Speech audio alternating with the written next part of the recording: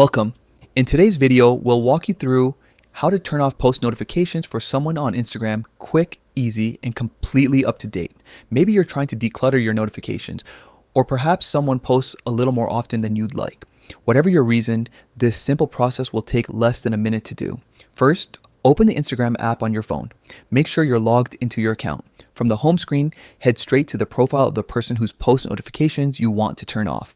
You can find them by typing their username into the search bar or tapping their profile if it appears on your feed. Once you're on their profile page, look right under their bio. You'll see a button labeled Following. Go ahead and tap that. A small menu will open, giving you a few options related to how you interact with that account. Next, look towards the top of the screen for the bell icon. That's the notifications icon. Tap on it. This is where you can fine-tune exactly what kind of updates you receive from that person, from posts and stories to reels and live videos. Now, find the option labeled Posts. If it's currently turned on, simply tap it to switch it off. Once you do, you'll stop getting push notifications whenever that person shares a new post. It's that simple. You can repeat the same steps for any other account you want to manage.